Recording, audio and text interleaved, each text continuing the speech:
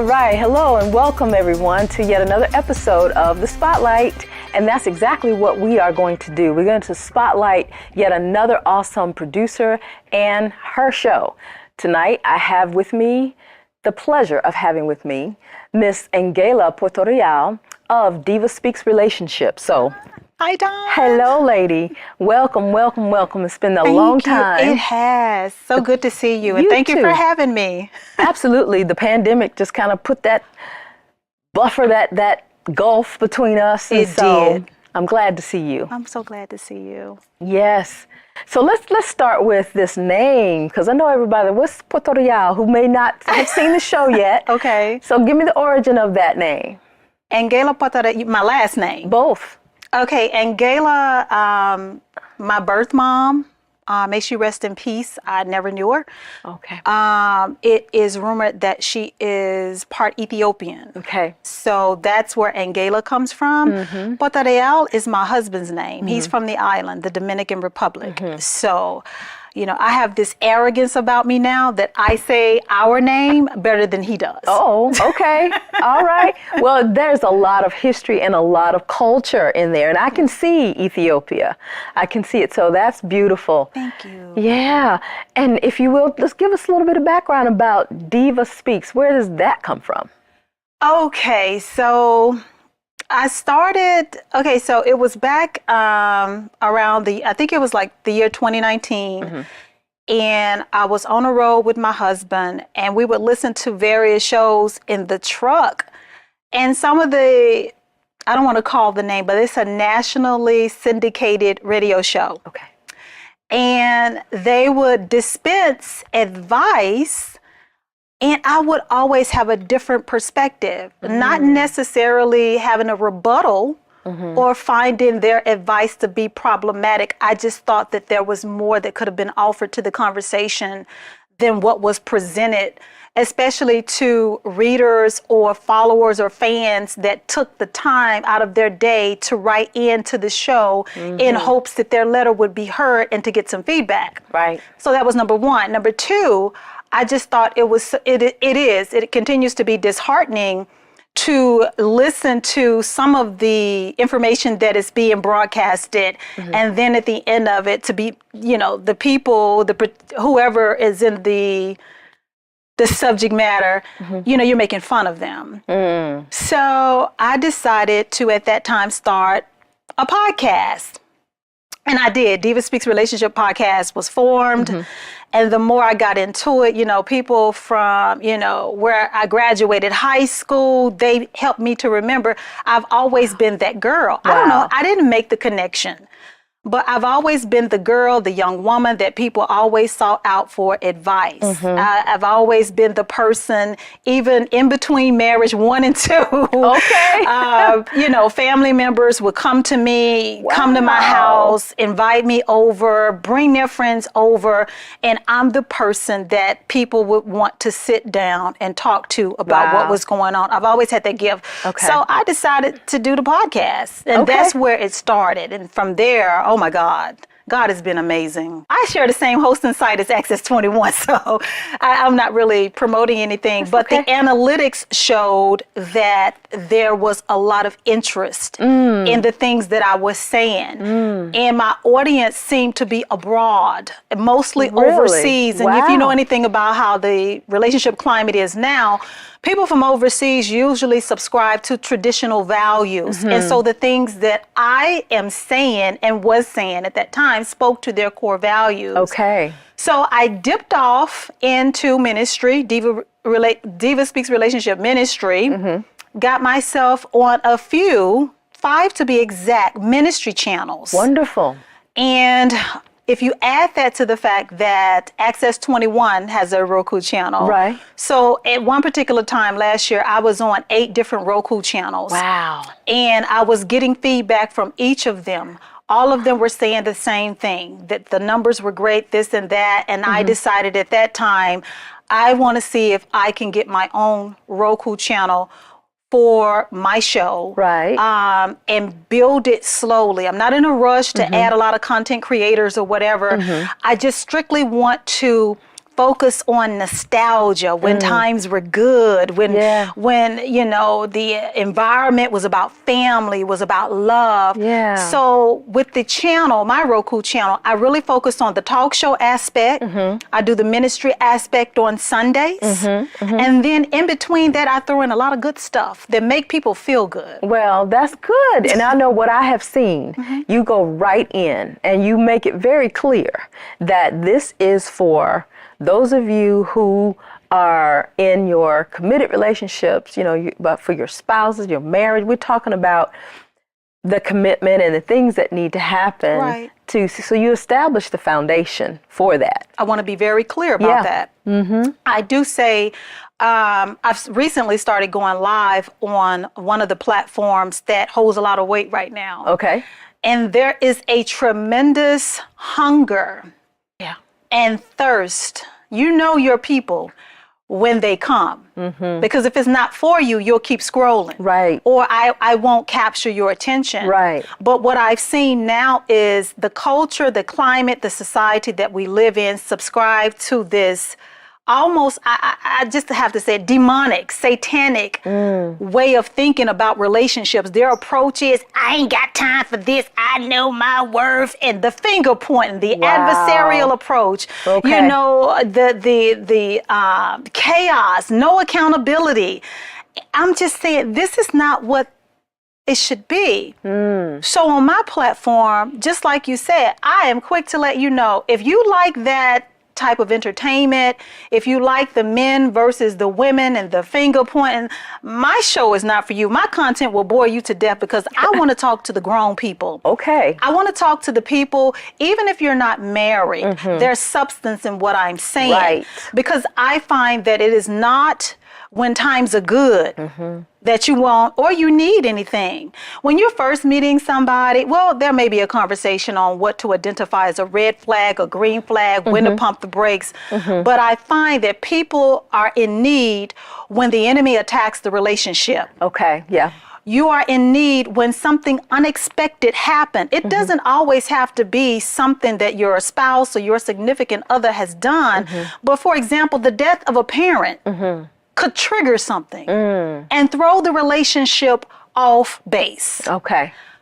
Bad association can infiltrate your relationship. Okay. I know that personally. Okay. I know that bad association spoils useful habits, and I've watched how the enemy came in like a flood and almost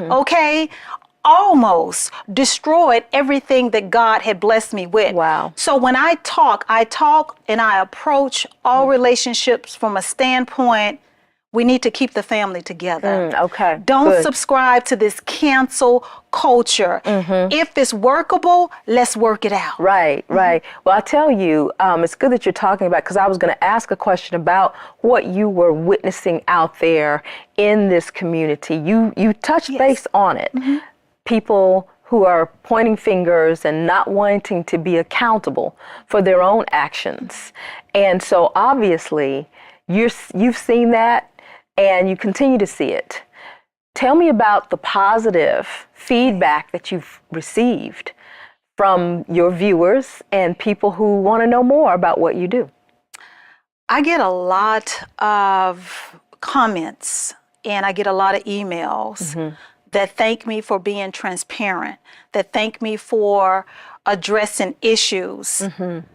And what I would like to say is that I've said a lot of times, my show is about the kind of conversations that you have with your girlfriend, your trusted girlfriend. When you really you don't want nobody to know what's going on, because I'm super anal about privacy. But my show is to make you feel as if you're having that one-on-one with your girlfriend about what you're going through with your man. And you know that once this is over, this is where the conversation stays. Okay, yeah.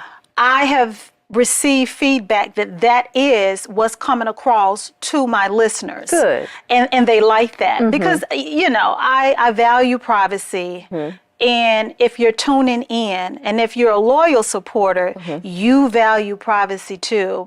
And that's the one thing I'm talking about, things that you don't want to talk about, private matters, things that may be going on in the home or your relationship or your marriage that I can't talk to my family, mama, pawpaw, grandmama and them, because if I tell them, they're going to give me their opinions, and based on how they're feeling that day, I may get something different versus what God may have in store for me or God's plan and will for my life.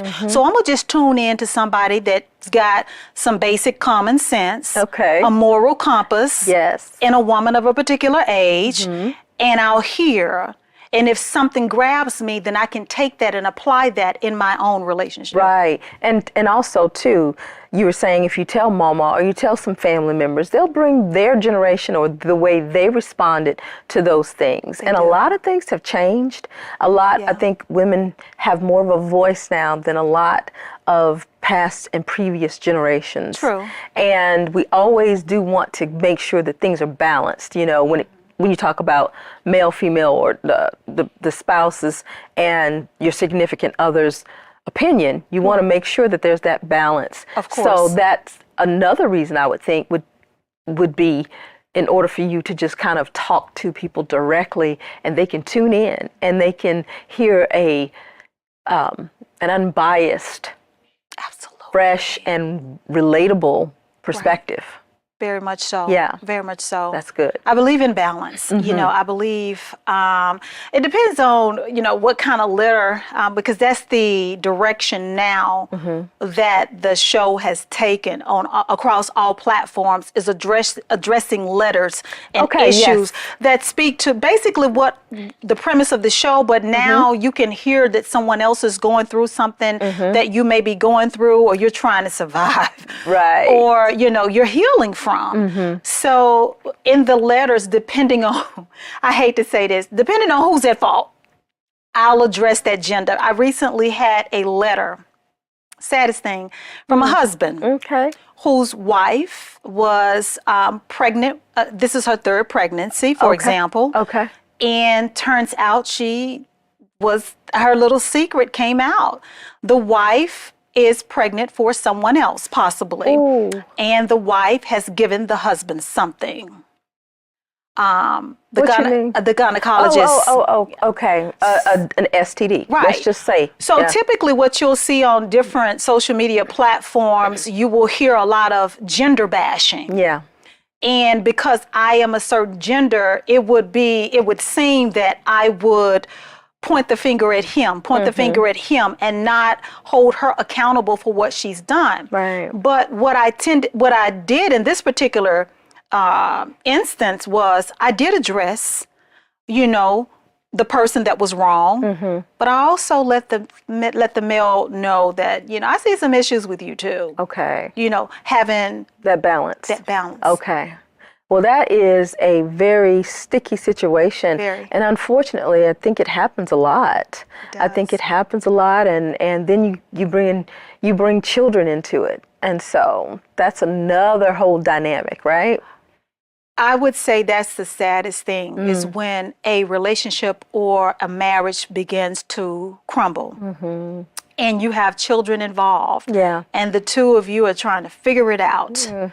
And the children not necessarily are trying to pay attention, but is right there in the forefront. Yeah. They're in the home. They're listening to the arguments. They're watching how the two of you are interacting with one another. Right. And the saddest thing is that's going to be imprinted in their mind. And when they grow up to be adults, it's a real possibility that they will repeat what they've witnessed. Yeah. So, that's unfortunate. Well, I'm glad that you brought that up. I like that you brought that specific thing up. And I am curious, of course, because, you know, your show is, you know, DivaSpeaks relationship. What did you say to the gentleman? Oh, Dawn, you're trying to get me in trouble. Well, now, let me back up. It's everywhere now. That may not be what you shared on your show. It is. It is? Yeah, I shared it. Okay, well, I didn't see that episode. Okay, so let me back up a little bit. Okay. The husband wanted the wife to terminate her pregnancy. Okay. The husband advised me and the wife that if you want to stay in the marriage, you have to terminate this pregnancy if it is not my child. They had to be a couple of means because he's already paid a few grand to have the paternity test done in advance. He wrote me in the meantime looking for some feedback while waiting on the results. So her options were to terminate the pregnancy or keep the baby and leave with nothing. I found that to be extremely harsh. Yeah. I think the very thought of, I don't want to say the K word, unaliving or ending a pregnancy for the sake of saving a relationship or to be with a man, that blows my mind. And I did tell him, who's to say that after she does what you have requested, that you would still want to continue in the marriage with her? So she would have terminated her pregnancy for your benefit. In the end, you end up walking away. And why? I don't advise that. And I did say, I do see a lot of issues with you, because for you to go from one extreme, it was extreme harsh. There was no balance. There was no consideration that this is the mother of my other 2 children. There's no consideration for this is the life we built together. It's just, that. Well, as you can see, everyone, this is meaty conversation on this show and, of course, on your show. And speaking of the show itself, talk to us about how you even pull it together. Because, you know, when we met, of course, you were taking classes. And you were getting things going. And I want to know what your thought process was when it came to what you needed to do technically and practically to bring this to fruition. You mean like the televised aspect of it? Right, because I mean, I want to go ahead and break down the fact that I see your awesome open, you know, the graphics. That, you know, are, very nice, very nice. And in one episode I saw where there was a music video that opened the episode. And, you know, so those types of things, they take thought, they take time, they take... Oh, I see where you're going. Yeah. What do you need? What were you thinking about? What do I need to do and how am I going to do it? So... there was a lot of challenges. You spoke of it earlier. When I started the classes here, I think we were in the thick of COVID. So we already had, and we were faced with some challenges. And then I remember not being able to utilize the studio like I wanted to, because being in the studio, it has a different appeal. People are attracted to that. You're more credible when you're in the studio. So I was thinking, what can I do to film at home and still draw them in? And I've heard that the first few minutes of a show is where you can capture the audience or you'll lose them altogether. So I made up in my mind that just like the Wendy Williams show, the Oprah show, and every show that has been successful, you know, prior to me having the idea, they've always had an opening. So what I did was I did my due diligence and I sought out services that I could pay for, that would put together an opening that would capture you right away. Because the show is called DivaSpeaks. So you need to feel when you tune in, okay, diva, okay, oh, I get it. Okay, she a diva. And I'm talking a lot. So so I knew I had to do that. Being here as a part of the Access21 family, you know, you learn about lights, you learn about sound, you learn about all of that. So I was equipped with the tools to build the show, but I needed to, in the idea, and I can talk obviously about relationships for days on end. You got your stuff. But, you know, I recall the station from time to time and ask different questions, you know, and I found out that I could pull information and different content from free websites and build a show versus just sitting here or sitting in the studio and talking. I need to give them a show. You know, what do shows that are the most successful have that are in my genre or that I like, that captured me? It's always been the show where you got a little bit of this, a whole lot of that, and then I got a little bit of this on the way out. There you go. That's what I'm giving. That's what I'm serving. All right, and that's the answer to the question that because I'm going for that entire package, and that's what a lot of people are looking for. And in this day and age, a lot of times people are just blah, blah, blah, flashing, and they shouldn't do that. We don't want to encourage that, where you're just scrolling and looking at everything. And like you mentioned before, if people are of this mindset where they're pointing fingers or they get caught up in that, then you need to bring something different. And that's what you do. And then you just articulated it perfectly when it comes to knowing that they still need to see a show. They do. And it still needs to be attractive. It still needs to pull you in. It does. So, very good. Thank you. Yeah. Thank you. Very good. And of course, I often hear you talk about your faith and how that has helped you in your own personal relationship, and then giving out to others. So talk to me a little bit about that. How do you bring that into the mix? Oh my goodness. What do you So for people that don't know, I am born and bred and a native of Dallas, Texas. Okay. My church home for many, many years until I moved here was the Potter's house. Okay. Under Bishop T.D. Jakes. I remember him saying something in the 90s. I don't know why it stuck with me, but it stuck with me. And it wasn't until I started to turn DivaSpeaks into a business versus entertainment that it clicked. Okay. All of a sudden, that sermon or that snippet of that sermon that I heard, it just shot out.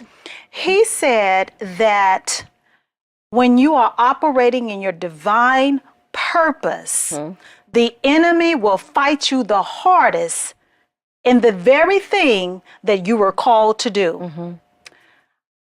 I am not exempt from that. The moment that DivaSpeak took on a business, a brand, it became a brand, the very precise moment when I started DivaSpeaks Relationship Ministry, Satan went for my neck. I feel comfortable sharing that. And I remember what he said, and I'm like, okay, so I'm doing the right thing, Lord. I'm doing what I'm supposed to do. And then the temptation came. The temptation came, you know, people that, and this is how some of my sermons come about. And I say sermons for lack of a better word, but I'm talking about, I'm basing it or backing it with the word of God. I don't run with a pack. I'm not a cliquish type of woman. I have a very small circle. If I talk to you about something confidential, believe me, you rank very high in my life. I have gotten it wrong a couple of times.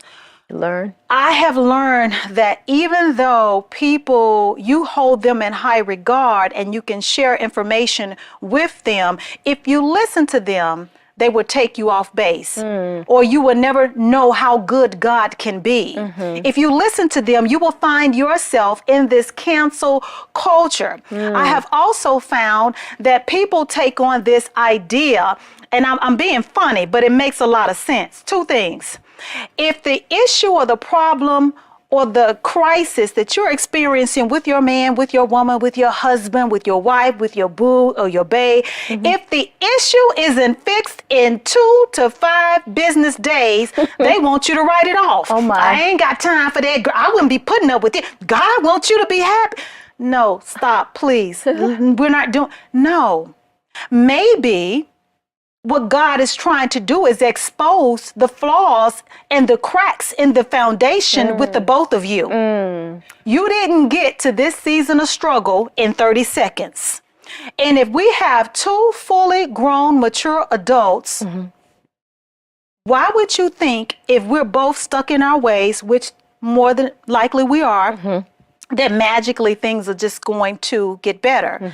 Everything takes time, and people want to rush the process and ruin the results. People want a testimony without having to go through the test. And then you get upset when you find yourself, you're without a husband or a wife, and you're watching other people work through theirs and God blessing them in a season of restoration, or they're experiencing the romance, the love, and the renewal of vows like never before. But you're sitting over there with your bitter self because you ain't have time for that.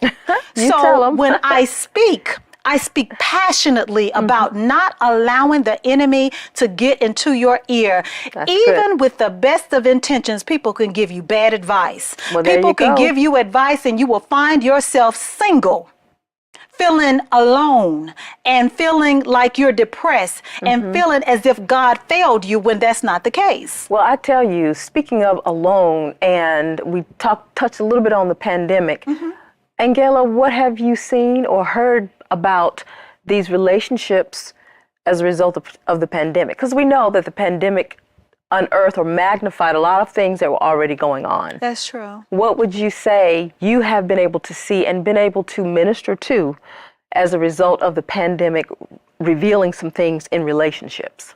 It exposed cracks in the foundation. You see a lot of people were just carrying on with their lives.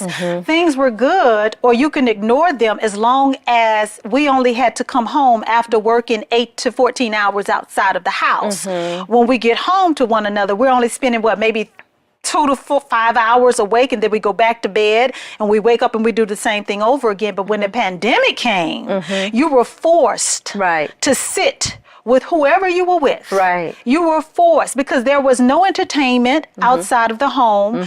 Most people were quarantined. We did go through that season. Right. So now you get to look at who your spouse or who your significant other has actually evolved into. Wow. And now you're getting to see that I don't really like this. I don't really like this person.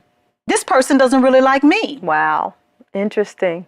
And you got no tools, you got no resources, you got no outside help at this time to help navigate through this difficult process. It was something new for all of us. It impacted most relationships, whether that was for the better or the worse, but a lot of people didn't make it out of that pandemic with their relationships or their marriages intact, unfortunately. Yeah, that is very unfortunate.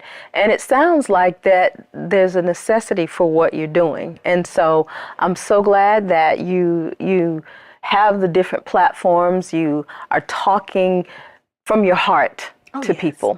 Yeah. And before we wrap this session up, what are some things that you feel like people should walk away or take away just right now? You know, in this time we are changing into a different season. Yes, we are. You know, and we want to move forward. So before we wrap up, what would you say quickly? I would say, don't be so quick to throw away your relationships. There's nothing out there, as the kids say, in these streets. These streets. If you think you're going to find better, you're going to run into a situation where you're not. And then you'll find yourself regretting your decision. Make every effort to accept your wrongs, what you brought to the table, and extend your partner grace. Absolutely. And you know, another thing we can do is encourage people to continue to listen to you. And I thank you for being here Thank you, tonight. Dawn. All You're right. welcome. Okay. And everyone, I want to thank you once again for joining us for CMPAC Spotlight. And we hope that you will join us again and tune in to AnGala Portorreal with DivaSpeaks Relationships here on Access 21, and she'll let you know where else you can check her out. So we'll see you next time right here on the Spotlight. Have a good one.